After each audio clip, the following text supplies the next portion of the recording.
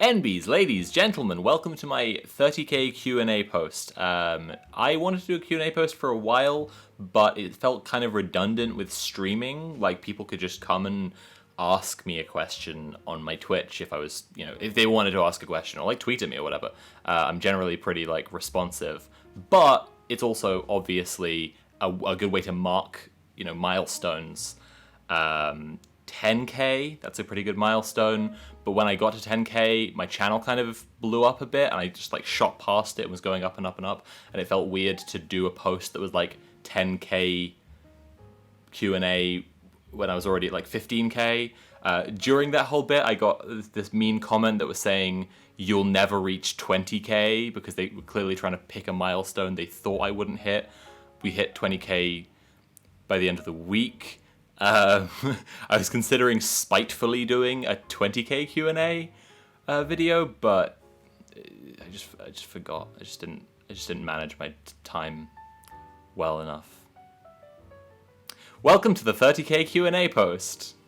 I'm going to be going through and answering all the questions that my patrons sent me, and then a few that people have sent me on Twitter just that I found interesting. So, Amelia asks, do you have a favorite painting/paintings? And I do have some favorite paintings. I'm a big fan of abstract art, like Mark Rothko, Mondrian. I love those squares. I'm a big fan of squares.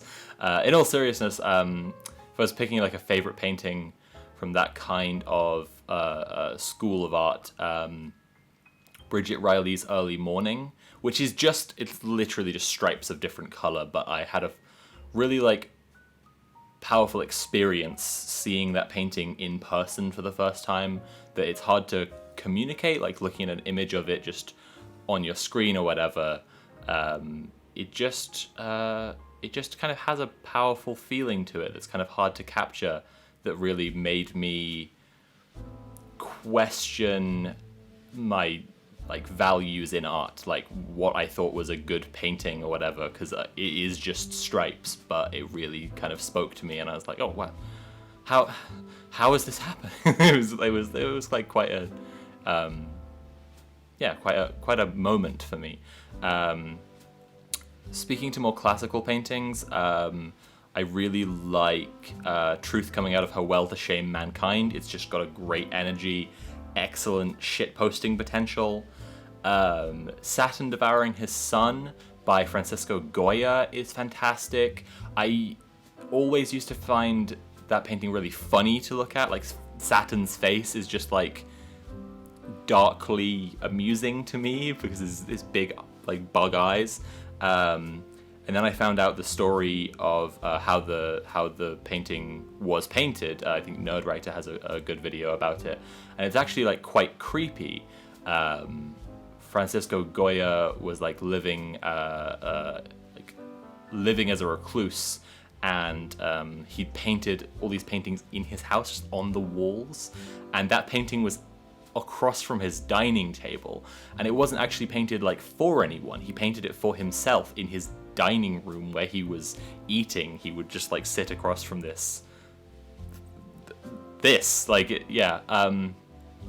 so that added a lot. And then I also went to an exhibition in Hamburg about Francisco Goya's work, or partly about his work, and it was just really fantastic seeing all of his stuff, and also realizing how much his art had influenced the art of Mike Mignola, who created Hellboy. I was always a big Hellboy fan, and so just kind of connecting together and realizing that Saturn Devouring His Son is kind of like a Hellboy painting in a weird way, also added another layer to it. So there's like lots of layers on which I appreciate that painting. I really like it. Another one would be Judith Slaying Holofernes. I hope I'm saying that right, which it's been painted two different ways. It's the story of a woman killing a rapist, and one of the paintings is done by a man and one of them was done by a woman, and you can tell, and I just think that's like quite interesting. I'm realizing I have all these painting opinions, and I could probably do a video about paintings. Leave me a comment if you'd like a video about my paintings hot takes. Alice Forbes asks, any political books / works you can recommend? So there's this guy called Karl Marx, I think, who a lot of people seem to be like quite jazzed about. He's got some okay books. Mark Fisher's Capitalist Realism is like quite a paradigm shifting book to read, honestly. I'd recommend that one quite a bit. Yeah, and it is surprisingly short. I really expected, with how much people talk about it, for it to be like a real weighty tome, but it's a pamphlet. And in so few pages, it really like shifts your mode of thinking. I don't agree with everything he says in there, but I do like the general thesis. Xenofeminism would be another example of exactly the same kind of thing. It's a collective work. And it's quite good, and it brings together a lot of different ideas of like transhumanism and a very like inclusive, wide-reaching feminism that's quite good. At the moment, as research for a video about eugenics, I'm reading Superior, or The Return of Race Science by Angela Saini, and it is fan-fucking-tastic. It's really like knocking my socks off. I couldn't recommend that book strongly enough.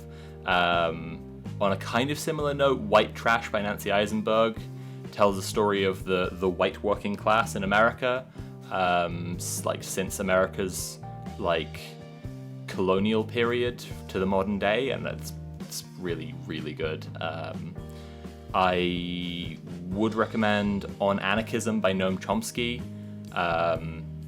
None of these are like fully big endorsements of the authors or fully of the books themselves either. Like they're just like books I really enjoyed and changed the way I think about things.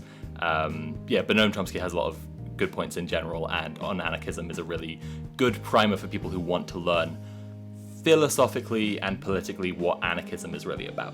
And probably the biggest one I'd recommend is Ways of Seeing by John Berger. That book blew my fucking mind. Like, in terms of media analysis, feminism, like just theory of art, like it is as much of a shift as like reading Das Kapital or something. It's like it really just spins your head right around. It changes so much for you. And again, that's another really short one, and many of the pages are just pictures, but it just absolutely owns like end to end. It's a great book. Grandpa Glasses asks, what is your opinion on attempts to distance modern horror films as a separate genre with labels such as elevated horror or post-horror? And I fucking hate that shit. Oh my god. Okay. It really bothers me when people try and classify this stuff as art and this stuff as not art, especially when like it's art. Like I think everything's art. Like anything anyone's done contextually can be called art if you just consider it as an art piece. But when something's a movie and it was made by artists as art, this distinction is just insulting and comical. I think all the traits that people try to define elevated horror or post-horror with can be seen in earlier works, and really it's just a value judgment. If you're saying Get Out or whatever, or The Lighthouse, you know, uses some cinematographic uses some like a different language of cinema or something, that's nonsense. Like there have always been arty looking horror films. If you're saying that like Us has like a political and social subtext, it's like, well, does Night of the Living Dead not have a political or social subtext? Does John Carpenter's They Live not have a political and social subtext? Like, you really just mean, I think this thing did it well, and I think this thing did not do it well, and that's just a subjective value judgment. It's not really how you should define a genre. I mean, genres are very fuzzy things, but it's the fact that it is a kind of snobbish distinction that's being made, if you get what I mean. Like, it is clearly the fact that horror has always been a cheaply produced, widely marketable genre that appeals to poor people. Basically, that's the reason that art critics now are trying to make a distinction, you know? Now it's elevated horror. Actually, John Carpenter gave an interview talking about David Cronenberg, saying that David Cronenberg had become kind of snobby, that they did this meetup called Masters of Horror, where a whole bunch of guys who did who are big names in the horror world would meet up and hang out and shoot the shit and, you know, talk shop.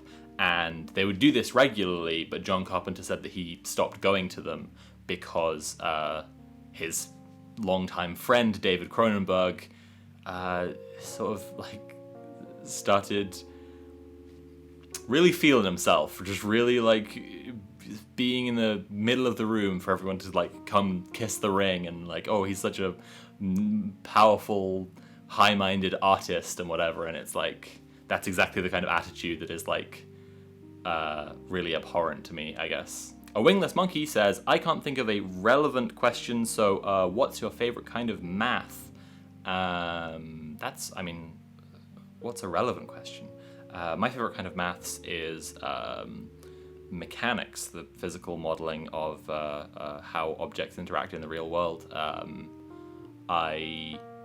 Not to be down on more theoretical maths, because I do love more theoretical maths too, and also like all maths has an application, but like I just love the direct ability of maths mechanics to like model things and imagine a situation, and like you can apply a lot of really fun stuff to it, and you can kind of really geek out. I remember one physics lesson where our teacher let us set our own questions and then answer them, like make our own exam questions based on whatever we wanted. And like a lot of the class picked like scenarios from Lord of the Rings, or like what's the impulse of Superman taking off from the pavement when he flies. And you know, like it's just like fun. It's just fun to imagine that stuff, I think. Avi, the non-binary destroyer. I hope that you're non-binary and a destroyer,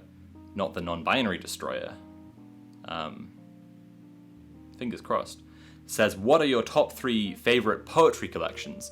I don't really seek out poetry in collections. The reason I talked about Outside the Body, there's something like Hope by Joshua Jennifer Espinosa in my my envy vid, is because my friend who's a poet gave it to me to read, but I don't usually like find poetry that way. I usually like sort of find individual poems that I like. It's a good opportunity to plug that friend's chapbook, actually, though. My friend Alex Russell wrote this book. It's really good. This is one of my top 3, probably my top, favorite poetry collection. I love all the poems in this. It is called, I've wanted to make a chapbook or pamphlet or zine or something like that for so long now, but I always ended up overthinking it and planning in my head until I created this ridiculous fantasy so impossibly perfect that anything I actually made couldn't possibly come close. So I'd have to choose between something beautiful but imaginary or actually taking action with the risk of being disappointed, and I always chose the passive option because it was easier. Lately I've been wondering if that's really how I want to live my life, if that's really who I want to be. Surely it's better to have something over nothing, and I basically think I'm finally ready to move towards being the person I am in my pipe dreams, and actually take the risk of putting something out into the world, even if it is comparatively imperfect. A collection of poetry, prose, and macros by Alex Russell, but for short, you generally refer to it as imperfect. It's a great book. It's just, every poem in that book is fantastic. One of them that I really love is he's just arranged some words that Bjork said in an interview into a poem similar to E.E. Cummings' pieces. The title is a snippet from an interview with Bjork, arranged somewhat like an E.E. Cummings piece. There's another one that's about Wikipedia, but it's also about how the anxiety of keeping up friendships with people, and them needing things from you, and it's just really really good. I guess if I'm thinking about my favorite poetry, one that always comes to mind for me is The Lake Isle of Innisfree, which is just about a guy who's really sad that he lives in a city and really wants to like get away to the country and live in the lake and keep bees. And like, yeah, I just really like that. This is just a sweet, sad little poem. It's very relatable. Finn the Potato Prin asks, who would you ship Double Trouble with? And I don't think there's really a She-Ra character who I would ship Double Trouble with. I don't know that like anyone's really a match for their incredible power. No, I don't know. I'm not sure that they've really been written as a character who could have that kind of relationship. I guess a really simple answer I would give is that I really like Bo and I really like Double Trouble, and that would be nice. David James asks, you briefly mentioned a previous job in your previous video. What was it you did before becoming a legendary NB icon, and would you ever go back to it? I was a programmer since I was about 16. First I developed iOS apps, and then I moved out into like Android and web, and then I started doing some robotics projects in my spare time, and then more general engineering. And I would go back to it in the sense that I still like to do that stuff, and I would be, I'm very interested in making a game or doing other like programming projects like that. I wouldn't go back to previous like jobs I've had, like previous places I've worked, but I don't think that's that unusual. I still am very much interested in like the kind of work that I did do, but like for my own passion projects more than for a 9-to-5 job. Plesius asks 2 questions. First, would you consider making an essay about the Metro franchise? And I haven't read those books or played those games, but I would consider it. Like I'm happy to take suggestions. So the short answer is yes. Second, the last few weeks I've been wondering if I might actually be NB, but I'm not sure if it's legit or just trying to find a place to belong. Any advice how to deal with such feelings would be nice. And I mean, it's not something I can answer for you. Like it is something you have to know for yourself. And it's like, there are people who fully embrace, the full extent of their femininity and identify as cis men, and there are people who, big hulking lumberjack types who are, who are NB, or who, like, there are plenty of butch trans women or whatever. Like, it's gender is, an internal thing you just know for yourself, and it's also a series of social cues that you communicate with other people. So it's not for me to tell you, but it's also okay for you to tell everyone else what you feel, and whatever you feel is valid and okay.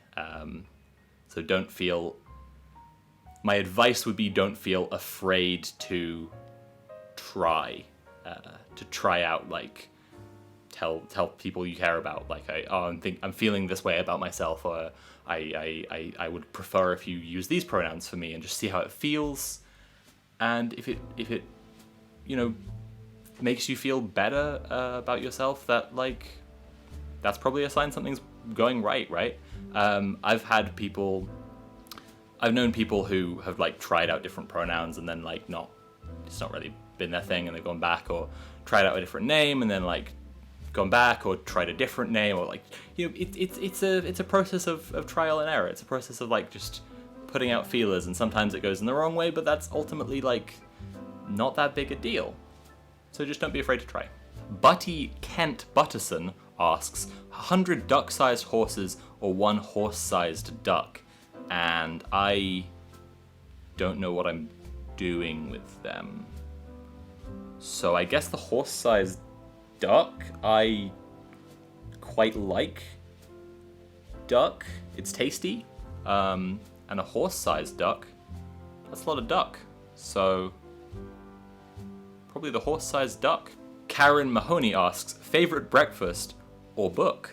I don't know if I don't know if I'm only allowed to answer one of these. But my favorite breakfast, kind of on a note of the last question, is leftover Chinese food from the night before. If you get Chinese takeaway and then you wake up in the morning and you remember that you've gotten Chinese takeaway, oh, whoa. My favorite book is probably Red Mars by Kim Stanley Robinson. The whole Mars trilogy is fantastic, and it's just a really interesting series in the way that it zooms in and out to the like deeply personal internal monologues of these very relatable characters and what's going on in their lives and in their interpersonal relationships, and then zooms all the way out and just sort of says, like, it'll just have like a sentence that just describes a decade. Like, it'll just be like, and then they worked on the Mars weather system, and it worked, and then it's suddenly you're like 10 years, like, or let's say like a year later or something, and we zoom back in and deal with what's going on with the characters, and it's like very impressive that writing style works so well and also tells a really compelling story. And getting into the third book, Green Mars, when so much of it is just like parliamentary negotiations, like it is absolutely like Star Wars prequels level shit where we're just like having just a meeting of the Senate, and it's still interesting. it's still interesting, and I still enjoy it. And I think that's a real accomplishment. It's a great series. Grace Lee asks, ooh, I love Q&As. Grace, that's not a question. What have you found most surprising about having an audience? And I would say how nice they are. I think a lot of people going in really expect being like well known online to be a horrible like ordeal.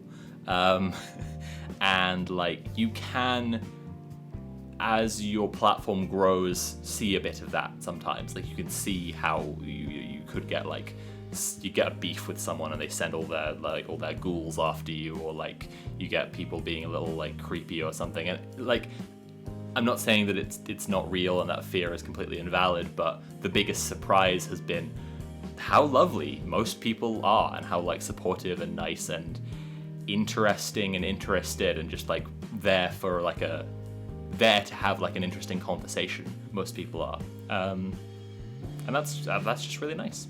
Oh, and on that note, Aspen Bryan asks, how have you been recently? It's an example. That's lovely. I'm okay.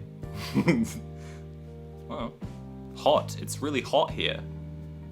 I'm having to take breaks in between each question and just like have the fan on so I don't just like turn into a puddle of sweat. We had to refilm this segment because when we reviewed the footage afterwards, it turned out I was a horrible sweaty mess. Mira Grace asks, my friend has specifically asked me to refer to you as Curio because he's bad with names. I'd like to know which is the best choice of your names you'd like people to refer to you as in those sort of situations. I assume the sort of situations is audience members talking about me to, people who don't know me talking about me. I specifically find it a little annoying when people call me Curio, because that's the channel and it doesn't acknowledge that there are two people who work on the channel, me and Natalie, as well as like sometimes there are guest hosts or whatever. That's the channel. That's not me. It's not like a big deal. I'm not super enraged by it. Like, it's just a bit annoying. Mira says, if flicking between any of your names constantly just to mess with people is your preferred, fair if it is, that's a mood. It's how I am with pronouns because I have no specific preferences. So, yes, just fuck people up. Just be as confusing as possible, please. Jacob Friedman asks, what's your favorite John Waters movie? And I hadn't seen any John Waters movies when I received this question, so I watched 3 of them, and they were all kind of an ordeal to watch. I watched Pink Flamingos, Hairspray, and Female Trouble. I liked Female Trouble the best. I thought it was very entertaining. There was a lot of stuff that was like I feel like John Waters wants to provoke and wants to upset, and sometimes that instinct works really well to kind of upset the normative group and play against people's bigotries and biases, and other times it is just kind of punching down, and those times I really don't like it. But yeah, I liked Female Trouble out of the ones that I watched. It was pretty good. And that's how much dedication you can expect if you give me even $1 on Patreon and then suggest an activity that I would already like to do, that I'll do it. Smoke and Ash asks, what's your favorite gender-affirming memory or moment you felt gender euphoria?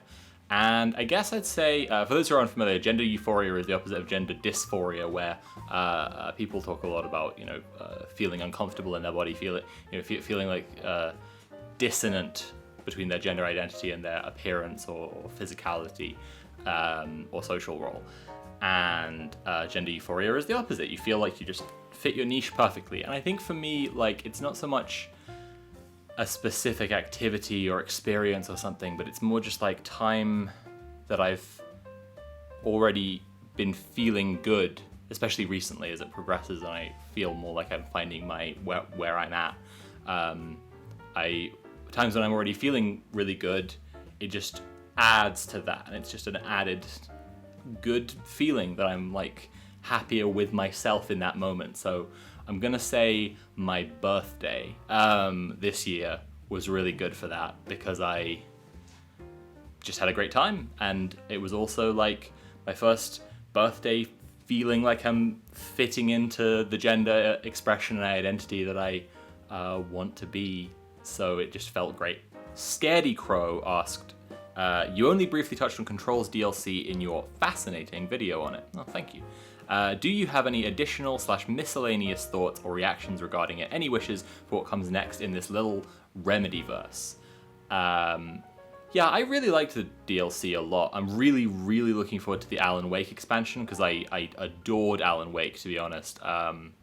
Not as much as Control. There were some pacing issues, but I loved the world, and I'm really looking forward to seeing what they do within Control, relating it back to Alan Wake.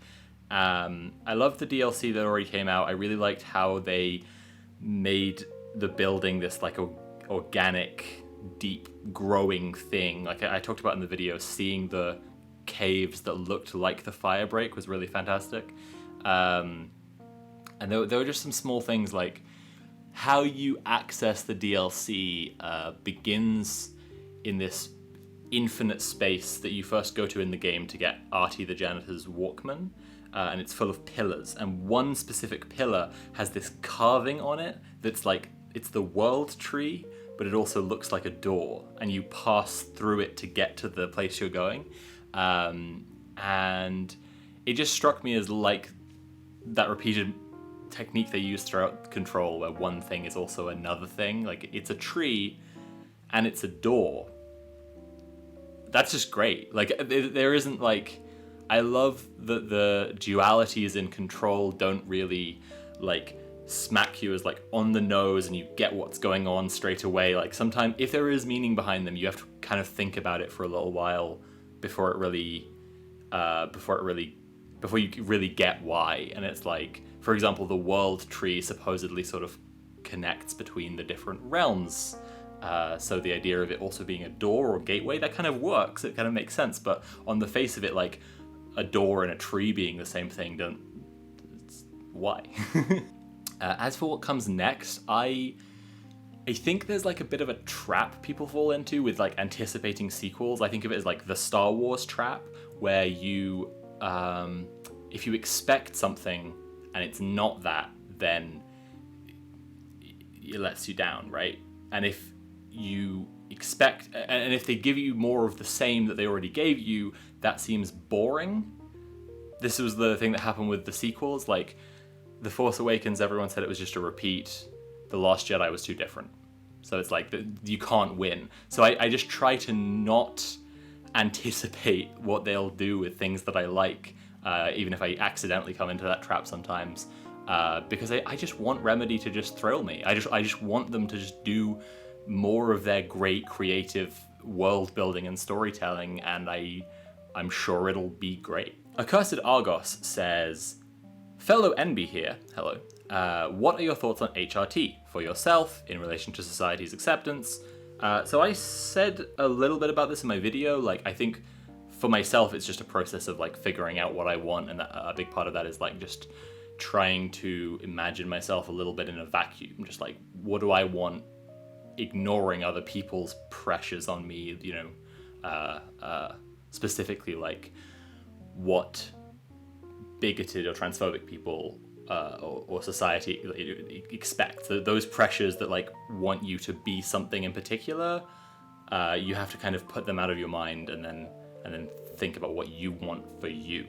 And in relation to society's acceptance in general, society should accept people going on HRT. It should also accept people not going on HRT and just telling you what their gender is, and you just respect that. And it sucks when it doesn't, basically. I think the concept of passing, for those who are unfamiliar, passing is the concept in trans discourse of people like always being recognized as the gender they are. Cis people don't pass all the time. No one goes from one end of their life to the other, like always being recognized as the gender they are. Like, they'll always be bare minimum just like a stranger in the street who sees you and goes like thinks that's a man and actually you're a woman or whatever. And I'm talking about cis people too. So I think it's like an impossible standard, and it's particular. And I essentially think it's transphobic because it does seek to make trans people invisible. Like, it's the aim for no one to ever see you and know you're queer or know you're trans or whatever, and that's not what we should want. We should want people to see you and accept you, no matter what you do. And obviously people who are striving to pass, that's fine. Like, good for them. That's completely fine. They aren't doing something transphobic, to be clear, but the concept and that pressure that is put onto people, that's a transphobic concept, and especially for non-binary people, because what would you communicate? Like, what would you be trying to pass as? What would be the aesthetic you would be trying to create? Essentially, I'm trying to say we should just accept everyone no matter what their gender deal is. Hot take. Accursed Argos also asks, what about the sexualization of breasts and like, you know, how people sexualize different body parts? And I think this is a discourse that can go to a kind of bad place sometimes. I think that people rally against sexualizing breasts, for example, and I think that's like a bit of a mistake, because like people want to be sexy, or they don't. Like, some people don't, some people do, and it's contextual and it's interpersonal and whatever, and it's not about rallying for like, don't sexualize this body part. It's about rallying for respect people's consent. Sexualize people in the way they want to be sexualized, in the context they want to be sexualized, only if they want you to be doing the sexualizing. Just respect what people want, and a lot of the time people do want to be sexy, so it's counterproductive to work towards like, don't sexualize things, and kind of leans into like a puritanical or like prudish mode, and I think that's a shame. And also boobs and beards, boobs and beards, cool, more of that, more people with boobs and beards, good for them. And any other thoughts on NB stuff? I've given a whole video on it. I've given some general thoughts here, and I'm gonna save them. I'm gonna save a few. I'm gonna hold on to a few for later, because I might have some that I want to keep for upcoming scripts. You'll see. Gemma Patterson asks, what book would you recommend to better understand non-binary people, more the experience rather than general books on gender? And that's a tricky one, because it's like, I didn't learn my experience from a book, or, you know, and I don't really know books that like talk about that experience that way. I know Jeffrey Marsh has a book about, and I think a big part of it is to do with self-acceptance, but I haven't read it, so I can't really recommend it. Mostly what I'd recommend is to like look people up on YouTube, look people up on Twitter and follow them. And like, if you want to understand the trans experience and the non-binary experience, follow people and see what they talk about in their everyday lives. Especially because a big part of understanding the experience is seeing people as normal people. And like, you follow a bunch of trans people on Twitter and you find out that they spend most of the time talking about video games. That's not what people are tweeting all the time. Like, people aren't just writing videos that are just like only about like dysphoria or HRT or cisnormativity. People are just living their lives, and I think that, yeah, the best way to like understand the experience is to follow people, and sometimes they'll talk about experiences that are specific to non-binary or trans people, and sometimes they'll just be, or most of the time, they'll just be living their lives, and that is its own powerful thing. For specific recommendations, my fellow lefty tubers, there's Luxander, Corvidae, they're transmasc NBs, Thought Slime is non-binary as well. I know American Johnson is. There's some YouTubers who are great. Just give them a subscribe. Shanalika as well. Natalie mentioned them in her abortion video, and Shanalika's vids are all great. I really like those. Skylar Conlin asks, how do you get so cool and smart, and adjective describing aesthetic appeal that makes you most comfortable goes here? ? Wow. Years of training and hard work and concentration. It's just, it's really hard to be as cool and smart as me. No, I don't. Thank you, I guess. Thanks. That Jess asks, who's your favorite character in the RCU brackets Robin cinematic universe? And my answer to that is kind of bland. Dick Grayson, the original Robin. I know he's just like the original, he's the main guy, but like, I love him. I think he's great. He's had such an interesting but also consistent character arc, which is kind of rare in comic books because so many different writers come in to write a character that it can be really hard for them to just like feel consistent and also like engaging. But Dick Grayson like was Robin, and then he became his like a different superhero to move up to allow for a new Robin, and then he actually came back and became Batman. Who, I don't know if you guys know Batman, but he's like this guy who helps Robin. He's like Robin's butler. And Dick Grayson like took on that role, and that's pretty cool. It's like cool to mentor the next Robin generation. I like Dick Grayson. He's a cool guy. Kip asks, do you have any media which you feel has so much to it, or you love so much you don't think you'd ever be able to make a video essay about it?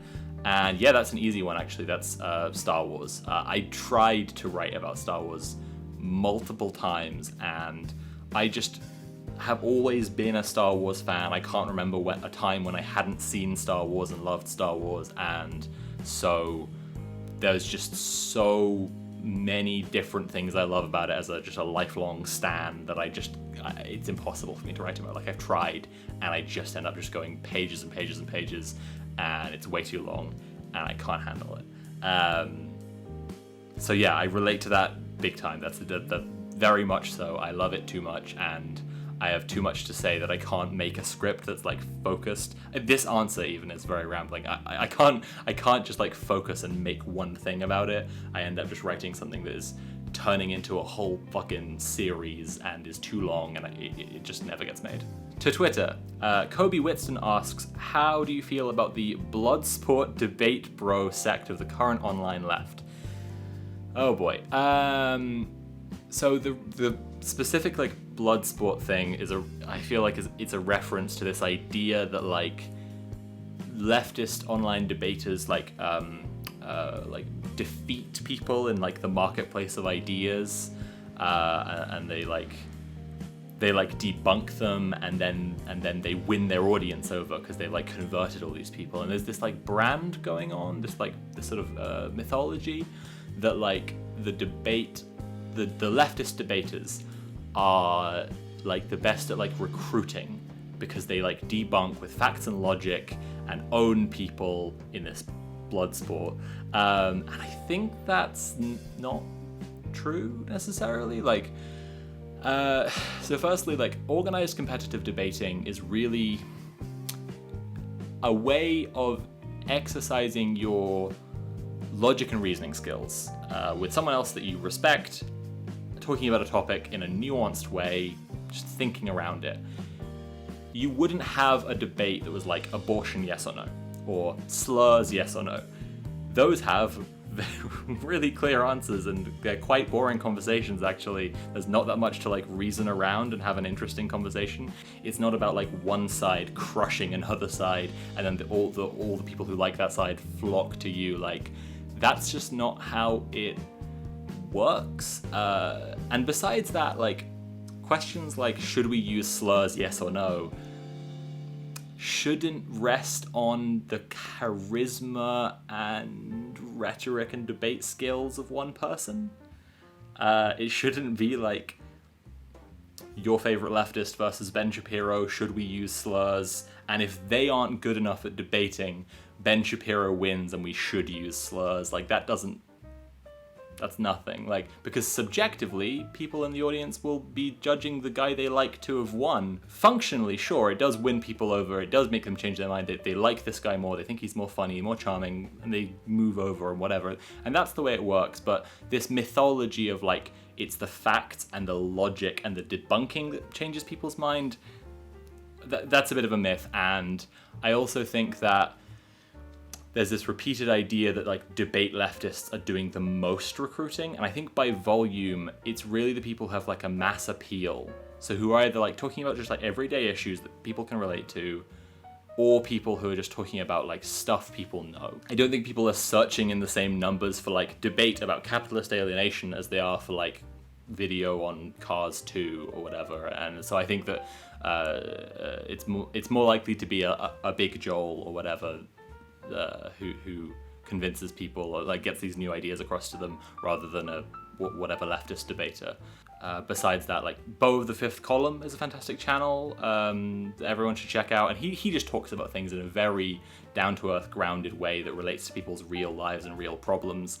And I think that's the exact kind of person who's really winning over a lot of people by talking about things that actually affect them. Meta Reflexive asks, what did you study in university/college? And I studied electronic and electrical engineering, and then I dropped the fuck out.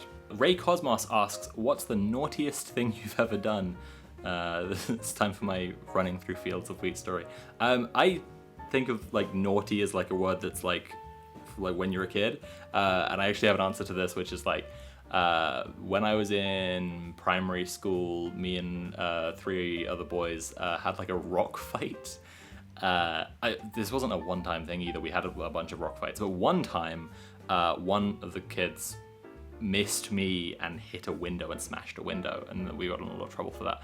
And I remember us all just trying to be like, oh, it's just an accident, it would be fine, like, and it's like, we were actually very lucky, because like a lot worse things could have happened than us smashing a window, really, and it wasn't okay that we were having rock fights on the rag. Energetic Material asks, do you like nature / the outdoors? Yes, I do. Or do you not see much of that in the UK? We have the outdoors in the UK, yeah. Dan Key asks, how do you stay motivated to do work? And that's a very good question, actually. And at the moment, I'm working on a big project. It's 3 videos about the Witcher franchise, the Witcher books. No, sorry, first the Witcher show, then the Witcher games, then the Witcher books. And I have been having a lot of trouble getting into it. The first thing I do really is I divert my energy into smaller scripts, because I think the worst thing you can do is like stall yourself and end up feeling like you can't do anything. So it's good to like put your energy into something else, do another small thing, and then you remember that you still can do stuff. So that's how come I've written like a few little videos at the moment. And the other thing really is just to remember what makes you passionate about it. I really like this thing, I really hate this thing, whatever, like a passion that drives you to write about something. And if that passion isn't there, then you shouldn't be writing about it, basically. Like that's the main reason that I'll abandon any script, is because I just sort of, I look for that energy to keep writing about something, and I'm not very interested anymore. And I'm just like, oh, Oh, okay. But mostly when I'm looking for motivation, I just try and find what's making me passionate about talking about this topic, and then use that to go and write. Yeah, and that's the last question. So I hope everyone enjoyed this. I am at BannedThemer on Twitter at the moment because Turfs mass reported and had my Twitter taken down. I don't know if I'm getting it back, but for the time being, that's where I am. I stream a couple of times a week on Twitch, and I've got that project coming up about The Witcher. So I hope you all like Witcher, because it's Witcher time, baby. I'll do another one of these Q&As when a combination of spite and organizational skills and reaching a subscriber milestone all come together nicely. So maybe like 100K if I get there, that would be nice. I hope you all like this. I'll see you then. And in all my other videos before then, and on Twitch. Bye!